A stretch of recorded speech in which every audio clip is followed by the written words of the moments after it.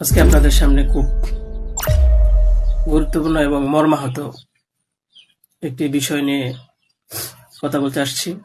আমি কথা বলতে পারতেছি না, অসুস্থ। তারপরেও যদি কিছু না বলি তাহলে আপনারা হয়তো আমাকে সন্দেহ করতে পারেন। তাই আমি আমার কিছু কথা আপনাদের সাথে শেয়ার করার প্রয়োজন মনে করলাম। তো বিষয়টা হচ্ছে যে আপনারা দেখতে পাচ্ছেন যে সামাজিক যোগাযোগ মাধ্যমে আমাকে নিয়ে একটা বিষয় ভাইরাল হয়েছে, বিভিন্ন পত্রপত্রিকায় সেগুলো হয়তো প্রচার হচ্ছে।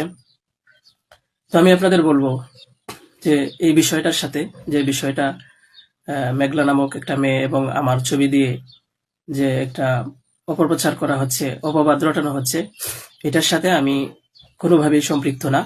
আমি এটার বিষয়ে কিছুই জানি না। আমি যদি বলি তাহলে বলবো যে এই মেয়েটা আমাদের এখানে পড়াশোনা করেছে, গত বছর পড়েছে এবং এর আগের বছরও পড়েছে। তো এর আগের বছর পূর্ণ বছর পড়াশোনা করার পরে সে আমাদের মাদ্রাসা থেকে চলে যায়। তো পরবর্তী বছর যখন মাদ্রাসা শুরু হলো তখন আমরা খোঁজ নিয়ে জানতে পারলাম যে কে কে আসে নাই। তো যারা যারা আসছে না তাদের মধ্যে সেও একজন ছিল, যে সে এখান থেকে চলে গেছে অন্য কোথাও। তো খবর নিয়ে জানতে পারলাম সে ঢাকা চলে গেছে, তার বাবা মার সাথে থাকে। বাবা মা সৎ বাবা, এবং মা অন্য কোথাও আগে বিয়ে বসছিল। তো বর্তমান যে বাবা আছে মেঘলা, তার মেয়ে না, বরং আগের বাবার মেয়ে সে। তো সে যখন ঢাকায় চলে গেল আমরা শুনলাম, তখন আমরা কিছু বলি নাই, ঠিক আছে, ঢাকায় তো পড়াশোনা বেশি হয়, তাহলে পড়ুক। আমরা আমাদের ক্লাস শুরু করে দিলাম। কিছুদিন যাওয়ার পরে দেখলাম আবার এই মেয়েটা আমাদের মাদ্রাসায় আসছে। তো আসার পরে জিজ্ঞাসা করা হলো যে কেন, কি অবস্থা, কোথা থেকে আসছো? সে বললো যে ঢাকায় চলে গেছিলাম, এখন নানা ভাই জোর করে নিয়ে আসছে আমারে। আমি আসতে চাইছিলাম না, আমাকে জোর করে নিয়ে আসছে নানা ভাই। দেশবাসী, আমি আপনাদের সাথে শুধু এই কথাটাই বলতে চাই যে যে মেয়েটা এখানে আসতে চাইছিল না, চাচ্ছিল না, তাকে কেন জোর করে আনা হলো? তাকে জোর করে আনার পিছনে কি কারণ ছিল বা তার কি স্বার্থ ছিল? পরবর্তীতে আমরা এটাও জানতে পারি যে এই মেয়েটা তার এই নানার সাথে রাতের বেলা ঘুমায়। সে নিজেই বলছে। কেন বলছে? যখন আমরা জিজ্ঞাসা করলাম যে তুমি হিজাব পরো না, অন্য মেয়েরা হিজাব পরে, তুমি বোরকা পরো না, অন্য মেয়েরা বোরকা পরে, কারণ তার চলাফেরা সম্পূর্ণ আলাদা ছিল। আপনারা চাইলে গ্রামে গিয়ে মাদ্রাসার ছাত্রছাত্রী যারা আছে তাদের সাথে কথা বলে দেখতে পারেন যে সে সম্পূর্ণ আলাদা ছিল। তার কোনো কিছুই আমাদের কমনের ভিতরে ছিল না, আমরা তাকে কন্ট্রোল করতে পারতেছিলাম না। তো সে এইভাবে কিছুদিন থাকার পরে আমরা ভাবলাম যে হয়তো তাকে আমরা রাখতে পারবো না, কারণ আমরা তাকে কন্ট্রোল করতে পারছি না। হয়তো মেয়েটা অন্য কোথাও গিয়ে যদি কন্ট্রোলে থাকতে পারে, পড়াশোনা করে, তাহলে এটা তার জন্য ভালো। তাই আমরা তার গার্জেনের কাছে বললাম, তার মাকে আমরা বুঝাইয়া বললাম।